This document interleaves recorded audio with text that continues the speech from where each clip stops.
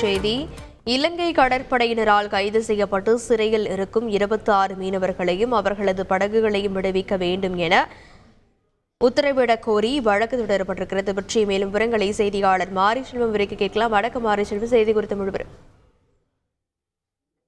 படையினரால் கைது செய்யப்பட்டு சிறையில் இருக்கும் 26 மீனவர்களையும் படகுகளையும் விடுவிக்கவும் உரிய நடவடிக்கை எடுக்கவும் உத்தரவிடக் கோரி உயர்நீதிமன்ற மதுரை கிளையில் தொடரப்பட்ட வழக்கில் தமிழக மீனவர்களும் இந்திய குடிமக்களே, அவர்களின் பாதுகாப்பு என்பது முக்கியமானது என உயர்நீதிமன்ற மதுரை கிளை நீதிபதி கருத்து தெரிவித்திருக்கிறார். அதுபோக பிரச்சனை மற்றொரு நாட்டோடு தொடர்புடையது. ஆகவே மீனவர்களை மீட்க தேவையான நடவடிக்கைகளை விரைவாக ஒன்றிய அரசு எடுக்கும் என நீதிமன்றம் நம்புகிறது எனவும் தெரிவித்திருக்கிறது உயர்நீதிமன்ற மதுரை கிளை.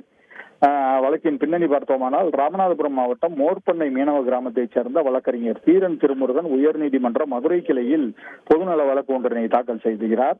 அந்த பொதுநல வழக்கில் தமிழக மீனவர்களுக்கும் இலங்கை கடற்படையினருக்குமான பிரச்சனை அதிகரித்து வருகிறது. ஜூன் 2ஆம் வாரத்தில் கோட்டைப்பட்டினம் பகுதியைச் சேர்ந்த 4 மீனவர்களை இலங்கை கடற்படையினர் கைது செய்தனர்.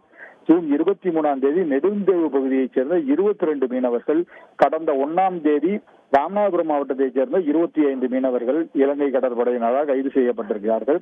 இந்த மீனவர்களின் படகுகளும் பறிமுதல் செய்யப்பட்டிருக்கிறது. அவர்களின் வாழ்வாதாரம் மிகவும் பாதிக்கப்பட்டிருக்கிறது. இலங்கை கடற்படையினர் குற்றவாளிகள் போல கைது செய்கிறார்கள் மீனவர்களை.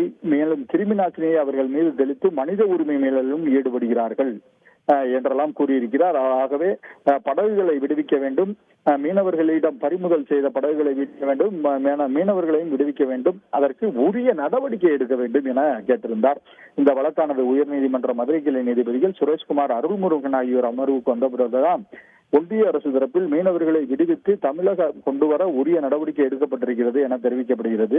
இதை பதிவு செய்து கொண்ட நீதிபதிகள், இந்த பிரச்சனை மற்றொரு நாட்டோடு தொடர்புடையதாக இருக்கிறது. ஆகவே தேவையான நடவடிக்கைகளை உடனடியாக மத்திய அரசு எடுக்கும் என இந்த நீதிமன்றம் நம்புகிறது என குறிப்பிட்டு அந்த வழக்கில், அதாவது தமிழக மீனவர்களும் இந்திய குடிமக்களே, அவர்களின் பாதுகாப்பு என்பது முக்கியமானது என்ற கருத்தையும் தெரிவித்து இந்த வழக்கை முடித்து வைத்திருக்கிறார்கள். விரிவான விவரங்களுக்கு நன்றி மாரிசாமி. செய்திகளை உடனுக்குடன் தெரிந்து கொள்ள உடனே சப்ஸ்கிரைப் பண்ணுங்க.